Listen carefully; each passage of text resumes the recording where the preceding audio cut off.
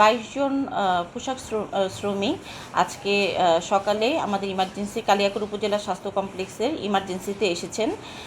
তাদের ওই ধারণা করা হচ্ছে দূষিত পানি খেয়ে তাদের জিআইটি আপসেট সহ ফুড পয়জনিংয়ের সিমটমগুলো নিয়ে তারা ভর্তি হয়েছেন। সকাল থেকে সর্বমোট 22 জন রোগী ড্রেসম্যানের পোশাক শ্রমিকরা আমাদের হাসপাতালের ইমার্জেন্সিতে এসেছেন।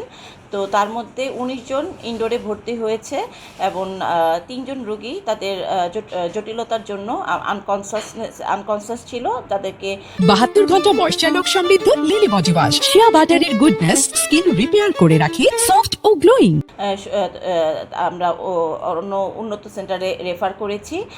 পুরো বিষয়ে আমাদের মাননীয় সংসদ সদস্য মহোদয় সার্বিকভাবে তত্ত্বাবধান এবং আমাদের খেয়াল রাখছেন এবং উপজেলা প্রশাসনের সহযোগিতায় আমরা রোগী এবং আমাদের হাসপাতালের সকল স্টাফ মিলে একটি কমিটি গঠনের মাধ্যমে আমরা সকল রোগীর পর্যাপ্ত চিকিৎসা, পোশাক শ্রমিকদের পর্যাপ্ত চিকিৎসা সেবা নিশ্চিত করছি। এই রোগটা আসলে কি রোগ কেন হচ্ছে? এটা ধারণা করা হচ্ছে যে পানিবাহিত দূষিত পানির জন্য